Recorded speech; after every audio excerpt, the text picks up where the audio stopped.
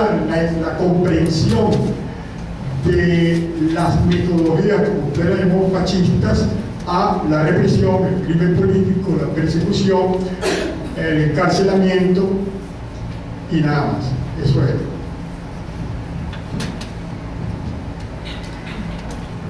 La profesora Eva Núñez. Sí, bueno, hemos tenido a lo interno de nosotros muchas veces las conversaciones y las discusiones si nosotros todavía podemos catalogar a este régimen como un régimen democrático.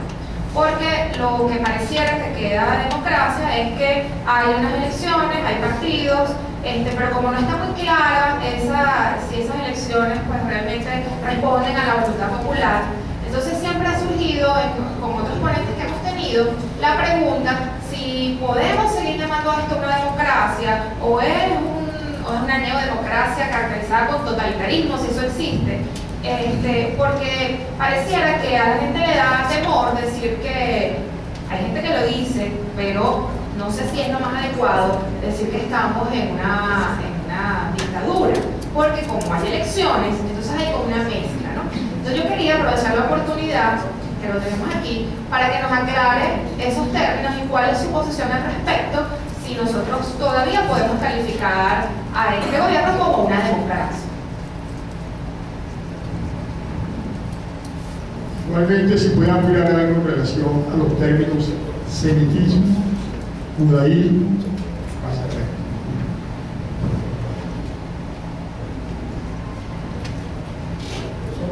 Osvaldo Barreto y luego el profesor acá. Disculpa. Profesor Barreto.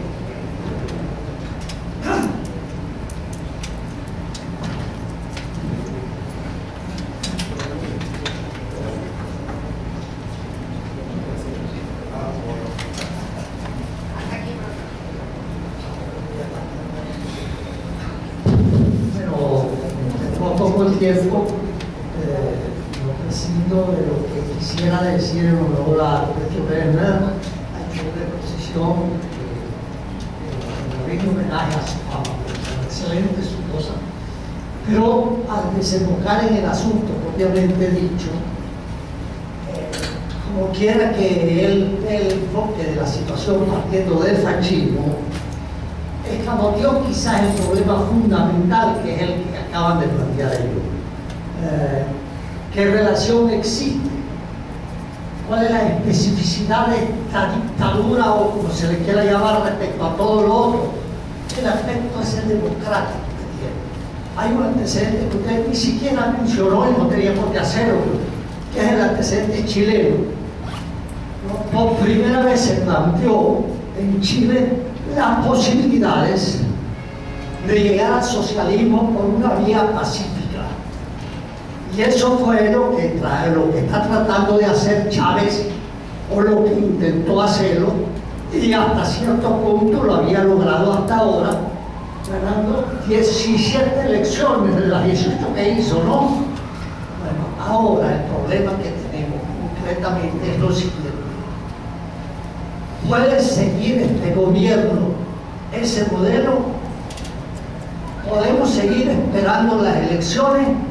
¿O hay que hablar claramente y decir, llegó al extremo, llegó a una crisis a tal extremo que no es necesario esperar más? Es el problema entre democracia y socialismo, lo que tenemos planteado ahora, y a ese respecto quisiera que el profesor Werner, con capacidad extraordinaria de análisis y la enorme información de que dispone, nos diga algo en el momento presente. Gracias. Gracias, profesor Peña. Yo dije, profesor Peña, yo siempre pregunto y dije que en esta oportunidad no me iba a ir listo, pero el tema no me es muy familiar y entonces se me dificulta intervenir. Pero hay un detallito que, dada la excelente exposición del profesor que centró su exposición sobre fascismo de manera muy filosófica, de manera muy plasmada en los aconteceres históricos. Bueno, pude haberle seguido algunas partes, pero hay un detallito que quisiera yo aterrizar, que es el caso venezolano. Y es que nosotros en la oposición, de la cual me identifico plenamente, siempre me han tildado de fascista. Entonces yo veo que el fascismo es una forma de gobierno, yo no soy gobierno. Entonces yo quisiera que me pudiera aclarar eso, si sectores no gubernamentales, en este caso sectores opositores a una forma de gobierno implantada en un país, puede ejercer alguna forma de fascismo que no está tipificada en la exposición que usted brillantemente ha hecho, porque yo veo que yo no puedo ser fascista si no tengo poder en la mano. En efecto, hay una vulgarización del término, por ignorancia. Los sectores políticos nuestros son bastante ignorantes, con poca cultura política y poca formación, lo que desencadena, me gusta la risa de ustedes, lo que desencadena la condición en la cual estamos ahora observando, o sea, esta ambivalencia, o sea, hibridación del término usado por el centro, la derecha, la izquierda, etcétera, con todo lo que implica la discusión que plantea el profesor en varios de sus escritos sobre los términos derecha y izquierda. Le damos la palabra al profesor para responder o hacer referencia a lo que se ha planteado ahora.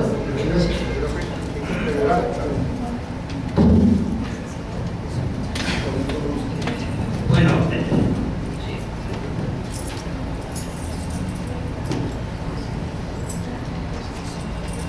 estas preguntas son muy concretas y muy útiles.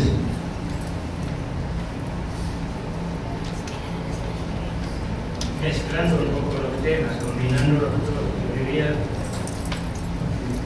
que una cosa que había que decir sobre la naturaleza esencial del régimen actual, admitidamente con influencia fascista y también influencia estalinista. Cuando yo digo que está predominando la influencia comunista, hubiera debido agregar que eso es más que todo de palabras y un poco más que de hechos, porque en la sociología política del régimen actual, si bien por un lado ha golpeado a sectores de clase media a través de expropiaciones y otras medidas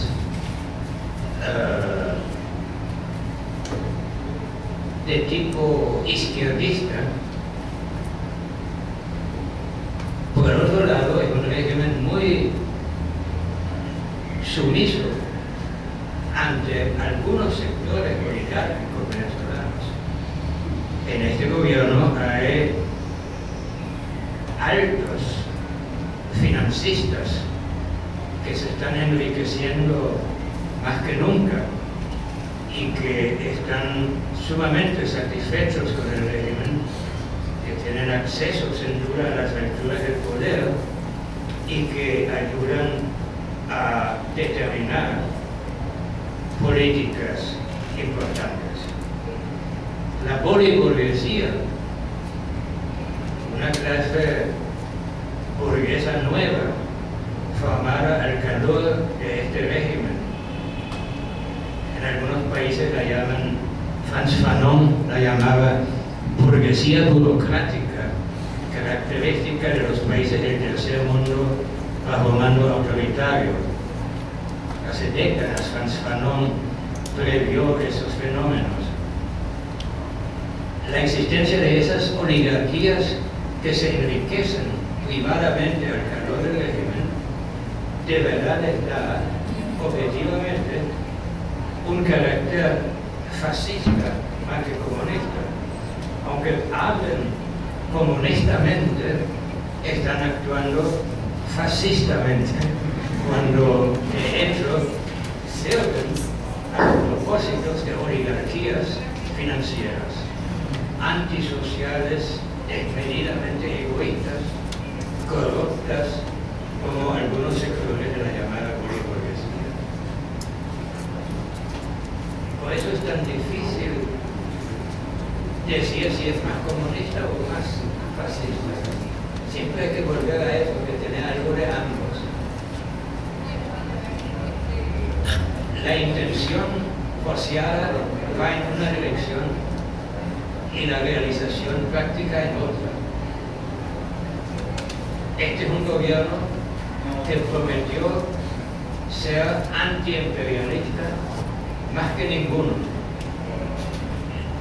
liberar a Venezuela de toda dependencia frente a los Estados Unidos. Pero ¿cuál es la realidad? La realidad económica es que hoy somos más dependientes que nunca de los Estados Unidos. Más que nunca dependemos de importaciones desde el norte. Más que nunca dependemos de que Estados Unidos nos compre el petróleo.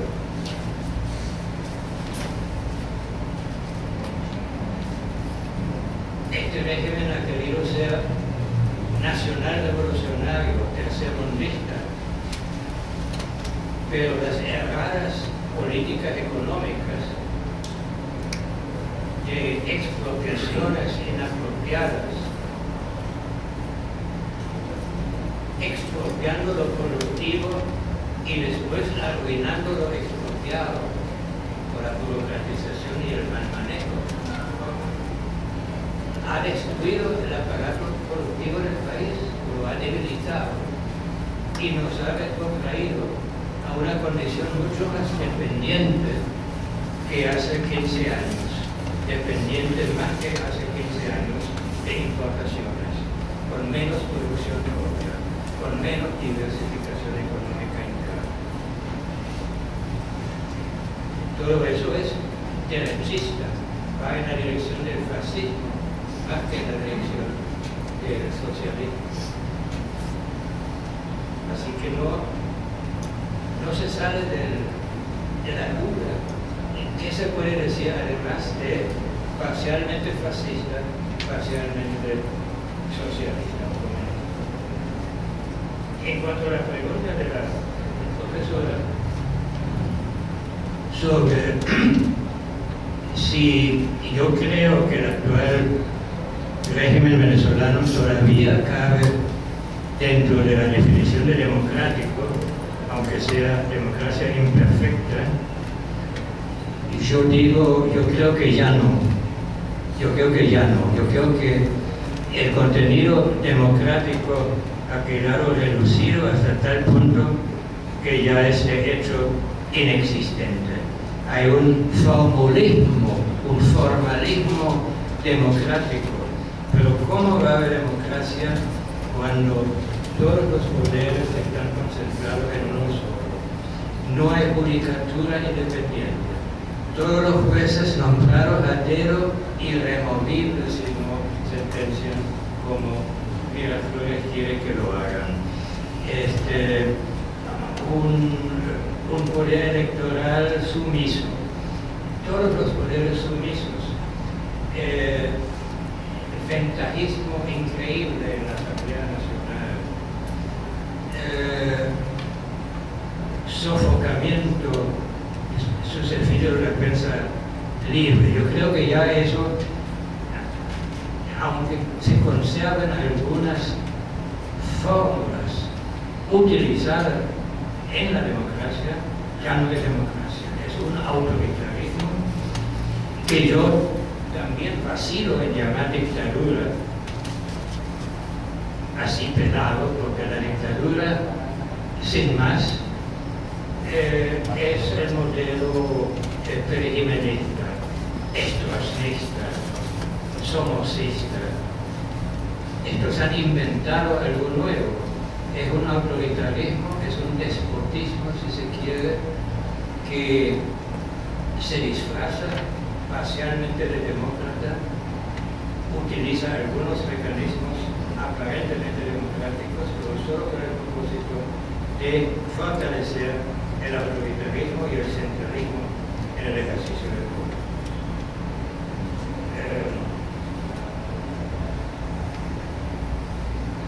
Modelo chino. sí, yo creo que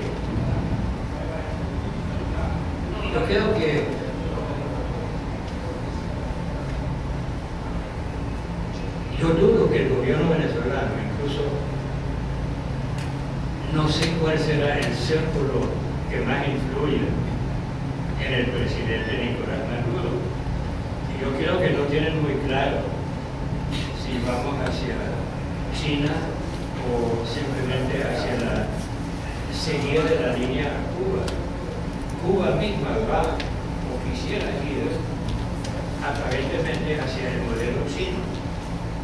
El modelo chino y vietnamita es el de una liberalización económica que se ha vuelto cada vez más pronunciada y más rápido hasta desembocar en una economía de mercado que realmente es más capitalista que otra cosa,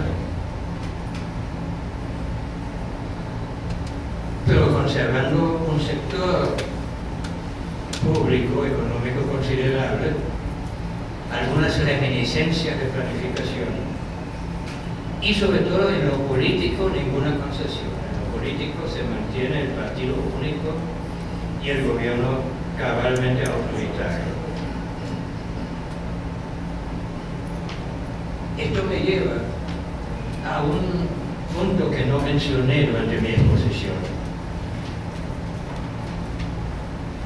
Un error, a mi juicio, una equivocación de la filósofa Hannah Arendt fue de decir, por lo menos en la primera edición de su libro sobre el totalitarismo, que el totalitarismo es irreversible.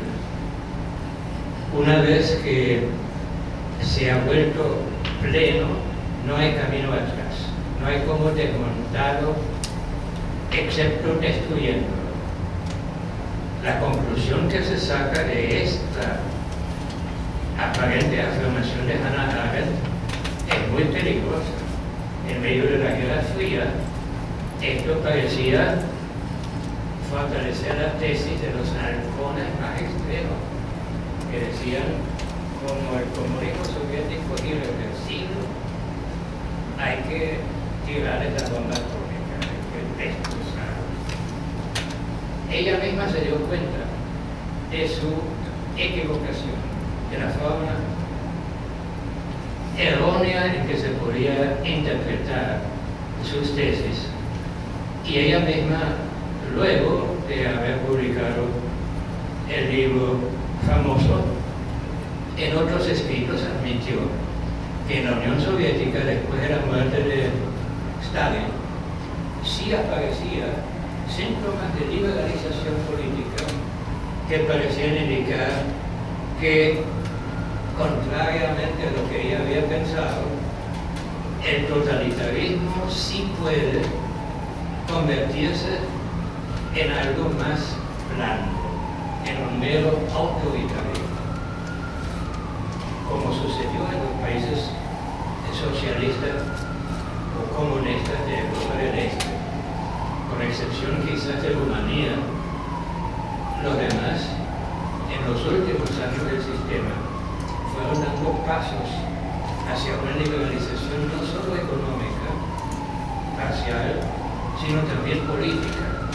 Permitían que la gente hablara mal del gobierno en los cafés, echara chistes malos contra el gobierno, con tal de que no hicieran nada realmente peligroso contra el gobierno. Un ablandamiento del régimen. Yo creo que eso siempre es posible. Y a propósito de eso, quisiera decir que también en Venezuela, aunque ya no hay democracia, aunque estamos en un autoritarismo más dictatorial que democrático, es posible que pueda haber una transición pacífica. Es posible que pueda haber una transición negociada o dialogada, aunque en estos momentos precisos no parece existir voluntad del gobierno todavía para eso, y aunque la duda del chavismo no lo quiera, pero las circunstancias obligan, las circunstancias empujan el gobierno reconoce que hay que liberalizar la economía, hay que hablar con el Fondo Monetario, hay que hablar con el Banco Mundial. Ya está el ministro Ramírez en Francia conversando con los bancos franceses. Claro, a ellos les gustaría la línea china, mantener el poder político muy firme. Pero es difícil. Yo creo que es casi imposible mantener a la larga una dictadura política cuando se liberaliza la economía. La liberalización de la economía significa abrir espacios de libre movimiento, por lo menos en algunos aspectos, de libre iniciativa, movimiento, sí, viajes, contactos, privacía, algún respeto al ámbito privado. Y eso en China se está manifestando, ¿no? El régimen chino de hoy, indudablemente, es más liberal, más humanitario, más decente que el régimen de la época de Mao. Cuando Mao Zedong y la revolución cultural, aquello era un espanto de totalitarismo. En cambio, hoy en día, probablemente en China, el que no pegue gritos contra el gobierno en la calle no tiene nada que temer y puede pensar de forma distinta y puede decir una serie de cosas heterodoxas y ya publican libros un poco disidentes y muy críticos. Pero ese es otro tema. En todo caso, yo creo que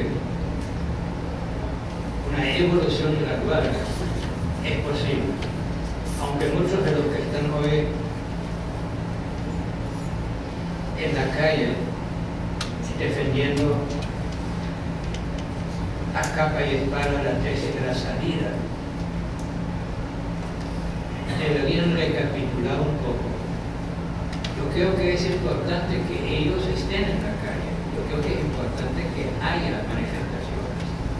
Yo no estoy en contra de las protestas, pero tampoco hay que decirle a los de la MUL que son unos entreguistas, unos vendidos al régimen, porque la posibilidad del diálogo puede resurgir y no hay que desaprovecharla. Y como lo señaló el padre Ugalde en su discutido artículo, no está excluida el escenario futuro de un gobierno de coalición donde el presidente siga siendo chavista, pero haya participantes directos o indirectos opositores y se vaya gradualmente abriendo un proceso paso a paso a la española, a la chilena, a la forma polaca de Jaruzelski hacia Valenza. Bueno, eso creo que hay que considerarlo como posible.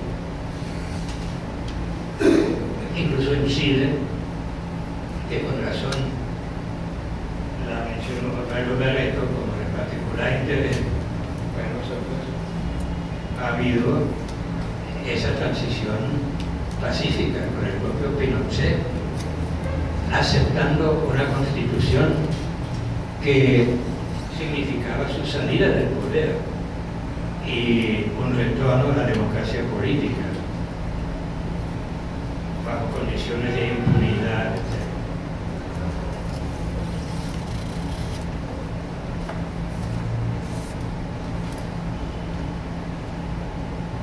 No sé si hay algo que no toqué todavía de lo que se dijo. Por favor, reclámenmelo si alguien se siente... en fin, yo creo que es bueno. Está bien, entonces, si no hay alguna otra, profesor José María Calenda. Muy breve, para contribuir a la confusión general.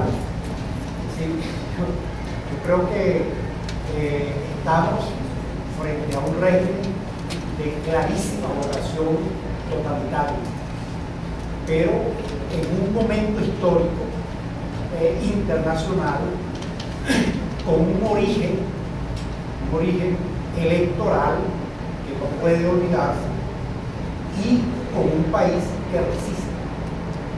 Si no hubiese un país que resiste, esa vocación totalitaria hubiese ido minando y marchando mucho más de lo que ha ocurrido. Creo entonces que hay que incluir como un factor muy importante que en esas dictaduras, no existía oposición. La oposición en Cuba son las damas de blanco, es decir, un grupo de mujeres muy valiosas, que hacen una mínima resistencia, ¿no? Aquí el país le rechazó a Chávez el proyecto de modificación de la Constitución que iba más directamente hacia el totalitarismo. Entonces creo que esto es un juego en el cual el resto del país, es decir, nosotros los que hemos identificado con una posición contraria al régimen, jugamos un papel muy importante en impedir que esa vocación totalitaria se establezca. Estoy totalmente de acuerdo con su intervención. Yo creo que todo en el mundo político,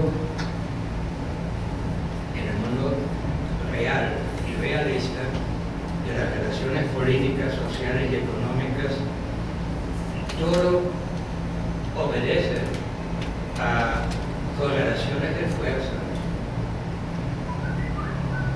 Si un régimen con vocación totalitaria, como usted correctamente dijo, que usted lo tiene, no encuentra resistencia, pues impone el totalitarismo más ultra que uno pueda imaginar.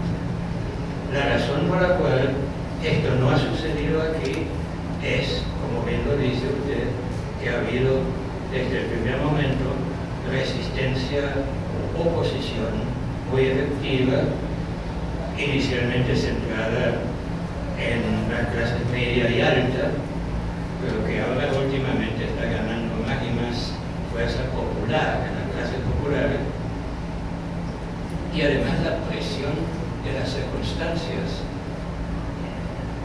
Yo trato de hacer algo y me pego contra el resultado de mi inepcia, mi incapacidad. Creo que lo que traté de hacer no lo sé hacer, necesito ayuda, tengo que conversar con alguien, tengo que negociar con alguien, tengo que buscar alianzas. En esa forma, según las fuerzas objetivas y subjetivas que se le opongan a un totalitarismo, este tendrá que hacer concesiones y puede ser reempujado más y más hacia un autoritarismo cada vez más blando, que podría algún día desembocar en una nueva democracia, en un retorno a la democracia.